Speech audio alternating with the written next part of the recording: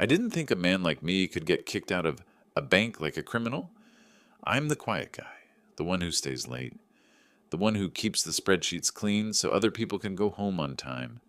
But the moment security walked me to the elevator, while my coworkers stared at their monitors, like the screen might save them, I understood something I should have seen weeks earlier.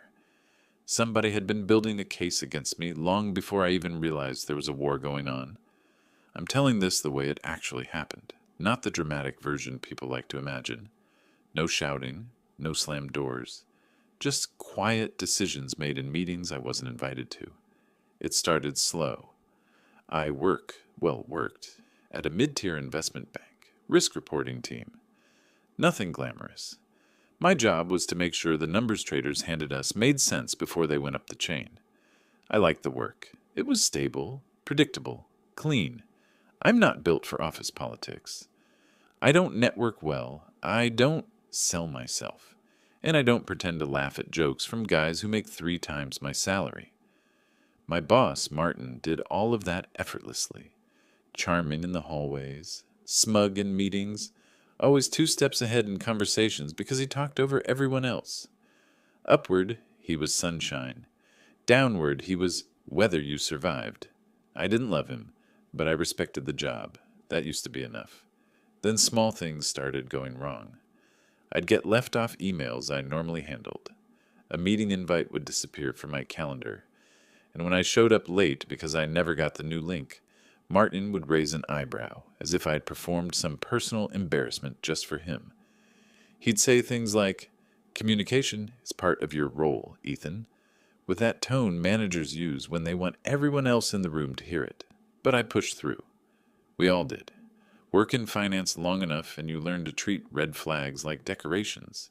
Something you notice, not something you react to. The real shift happened about 2 weeks before everything collapsed.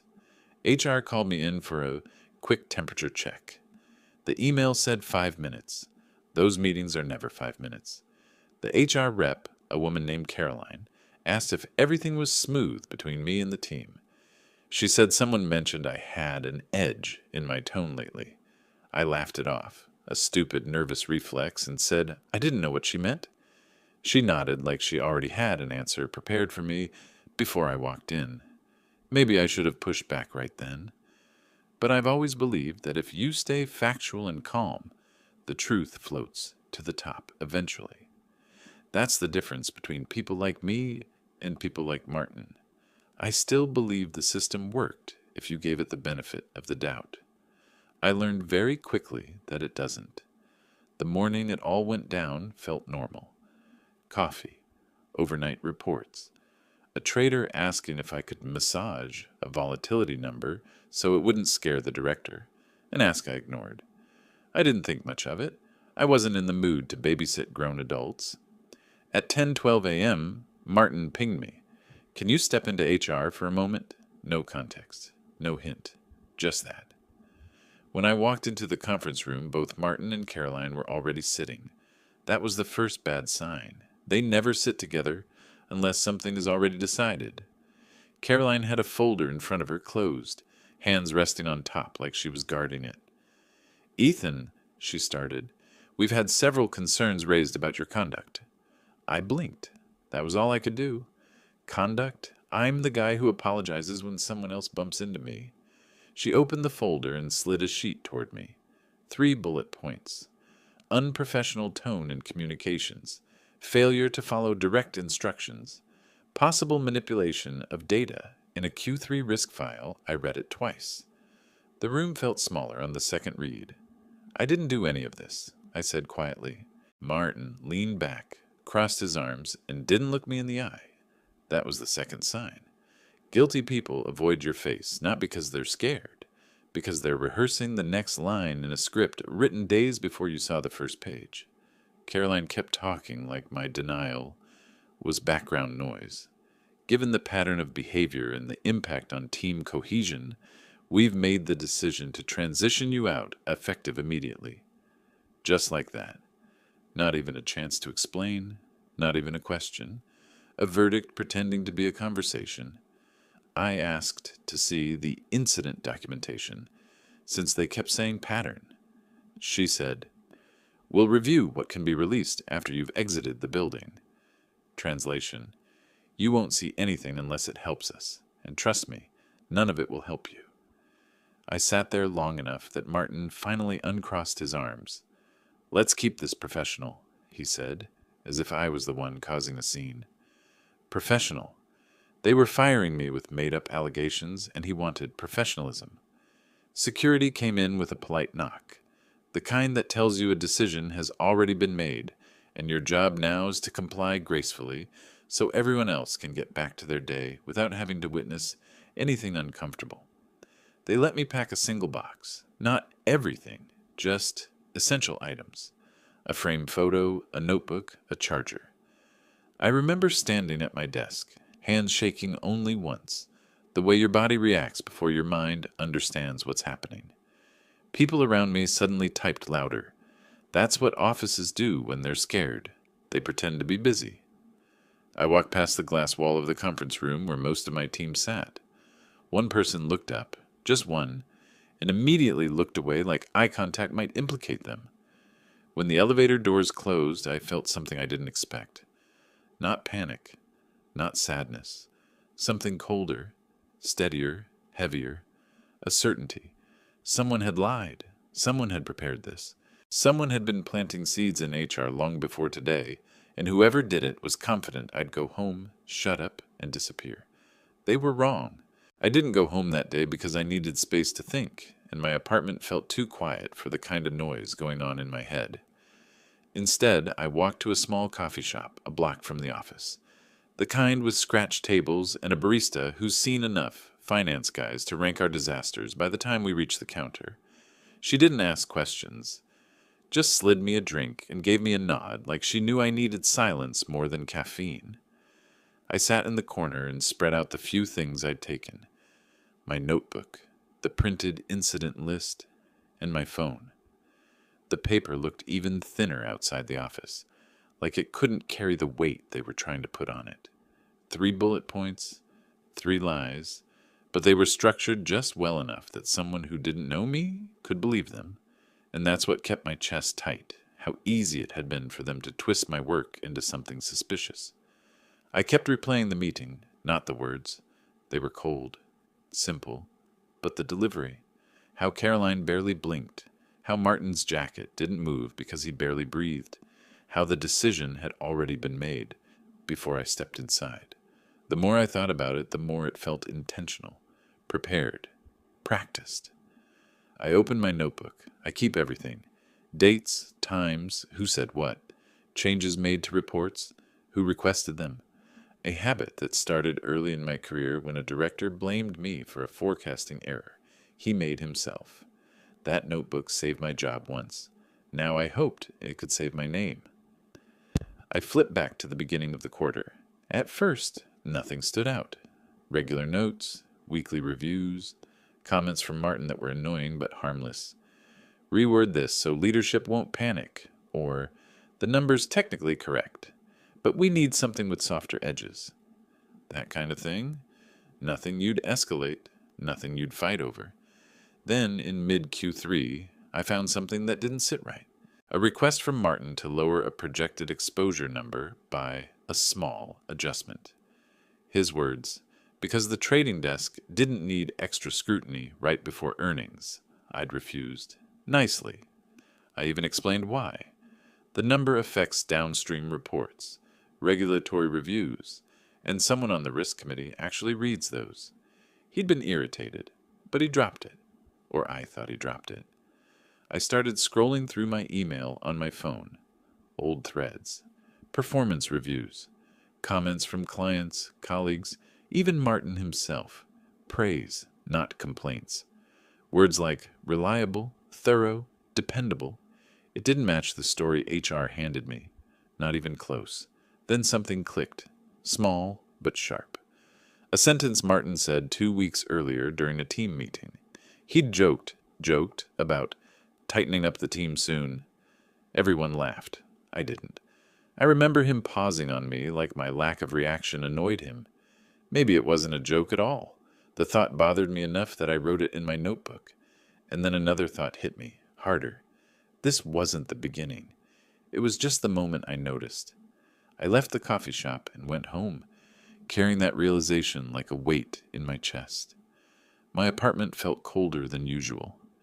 I dropped my things on the table and sat in the dark for a while, listening to the building settle.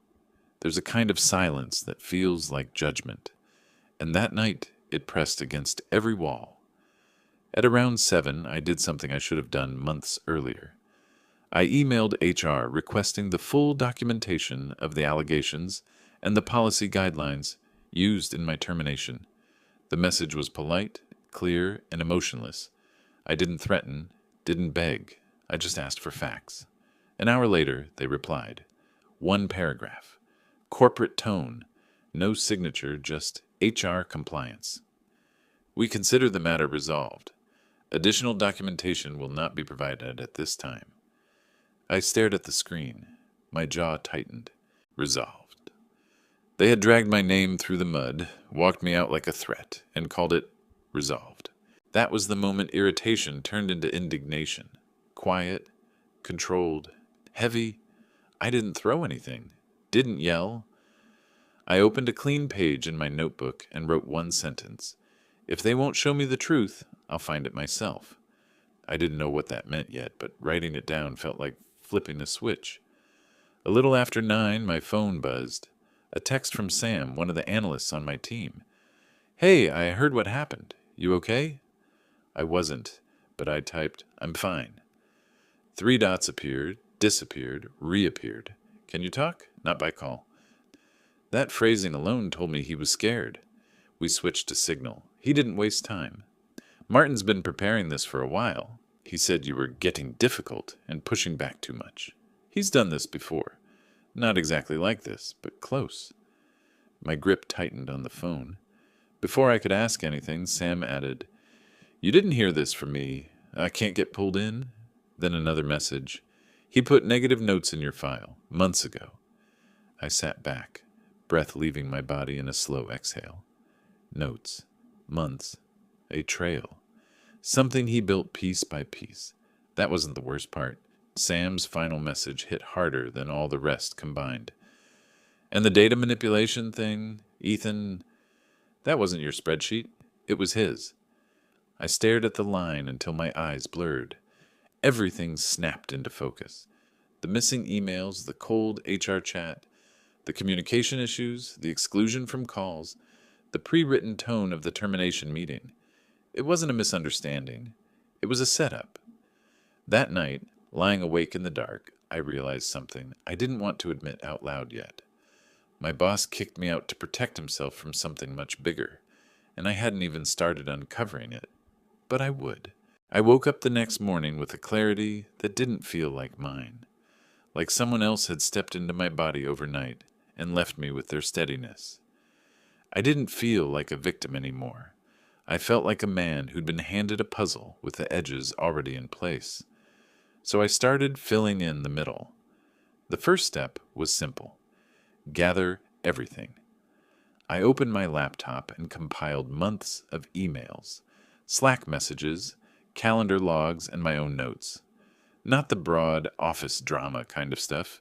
Actual measurable inconsistencies. Times when Martin changed numbers after sign-off. Times he asked me to restate a risk estimate that turned out to be crucial for a board meeting. Times he praised me in writing and then claimed I had tone issues to HR. The more I dug, the more the picture sharpened. He had been setting me up from 2 angles, push me out and cover himself at the same time. But the part that changed everything came at noon. I found a report from August that looked wrong. At first glance, it was fine. Clean formatting, normal numbers. But when I compared it to my saved draft, 2 exposures had been lowered, quietly, subtly, but enough that regulators would have asked questions if they noticed. My version had my initials. The final version didn't. I stared at the screen, heartbeat slowly rising. It wasn't just office politics now. It was manipulation of internal risk data. And the final version came from Martin's login. For a moment, I just sat there, letting the implications settle. I wasn't pushed out because I did something wrong. I was pushed out because I didn't let him do something wrong. That realization didn't make me angry. It made me methodical. I created a clean chronological timeline. Every inconsistency, every manipulation, every retaliatory action after I'd refused to soften numbers. I attached files, screenshots, logs, metadata. I didn't exaggerate a thing. The truth was damaging enough. Then I made a decision that even surprised me. I didn't send it to HR. HR had already shown me what side they were on. Instead, I went straight to the bank's internal whistleblower portal, something most employees forget exists until they desperately need it. It goes directly to corporate compliance and outside legal counsel. HR doesn't see it until the investigation is already moving. I uploaded everything, 54 pages and 33 attachments. When I hit submit, my hands didn't shake. 2 hours later, I got the email. Thank you for submitting your report. A compliance officer will contact you shortly. Not HR. Compliance. I didn't know it yet, but that decision would cost the bank a lot more than whatever severance they thought they were saving by pushing me out. That night, I got another message, this time from Layla. Are you okay? I heard you're gone. I told her I was sorting things out. She hesitated, then wrote, Martin asked me to redo one of your old reports. He said your numbers were inconsistent. But when I opened the file, Ethan, something's off. It doesn't match the version you sent me months ago. I asked her to screenshot it. She did. It was worse than I thought. Martin hadn't just altered one spreadsheet. He'd altered multiple, and he'd done it using the same tactic every time. Remove initials, adjust values slightly, save over a shared folder, blame someone else when questions arise. I asked Layla one simple question. Has he done this to anyone else? She didn't respond for a full minute. Then, yes. One word, heavy enough to tilt the room. I spent the next morning reviewing every file I could access, and by the time I finished, my timeline had doubled. This wasn't a one-off mistake or a moment of bad judgment. This was a pattern, a strategy to sanitize numbers, inflate performance, and deflect consequences. And Martin had been getting away with it for years. The first sign that my complaint had reached the right people came 3 days later. A meeting request landed in my inbox from a senior compliance officer. Not a call, not a polite email. A formal interview. The officer asked to review my documentation and any additional context I could provide. And then he asked a question I didn't expect. Do you believe your termination was connected to your refusal to alter risk data? I didn't answer immediately. Not because I wasn't sure, but because saying it out loud made it real. Yes, I said finally. I do. And then the officer said something that pushed the story into a different gear. You're not the first person to mention Martin. That one sentence sent a cold wave down my spine. It meant one thing. This wasn't just my fight anymore. Others had tried to speak up. Others had been ignored or pushed out. I was just the one who brought evidence heavy enough to force movement. The fallout began almost immediately. Colleagues whispered that Martin had been asked to work from home for the week. HR started sending compliance reminders company-wide, a thinly disguised panic in corporate format. And someone from senior management showed up on our floor for the first time in months, walking around with the expression of a man searching for a leaking pipe. Meanwhile, compliance kept asking for more context, more files, more witnesses, and people started talking, quietly, safely, off the record. One junior analyst admitted Martin had taken credit for her work and then marked her as unreliable. Another said HR dismissed her complaint before she even finished explaining it. The office atmosphere shifted from controlled to unstable, and then it tipped. Late one evening, I received an email from compliance marked confidential, urgent. Please be available for a follow-up discussion tomorrow morning. We have new information. I didn't know it yet, but everything was about to fracture in ways Martin never imagined. And then silence, the kind that means something's gone wrong. The next morning, word spread fast. Martin had been placed on administrative leave pending investigation. People avoided eye contact when they said it, like the walls themselves might be listening. But the most surreal moment came an hour later. A representative from corporate legal reached out to me directly. They wanted to schedule a settlement discussion. That was the moment I knew the situation had passed the point of no return. Companies don't offer settlements to employees they believe are lying. They offer settlements to employees who know too much. I ended the call, looked out the window, and felt something I hadn't felt since the day this started. Not anger, not fear. Control. They thought I was gone. I wasn't. The settlement meeting wasn't what movies make it look like. No darkwood panels, no dramatic pauses, no lawyers slamming folders on a table. It happened in a quiet conference room on the 14th floor, the kind meant for presentations no one wants to sit through. The blinds were half open, letting in cold morning light that made everything look sharper than it needed to be. I arrived early. Habit. My attorney, a calm, precise woman named Helen I'd consulted once before, arrived exactly on time. She didn't ask if I was nervous. That was why I hired her. 2 representatives from corporate legal walked in next. Then someone from senior HR I'd never met before, which told me everything. When companies want to distance themselves from a mistake, they send fresh faces.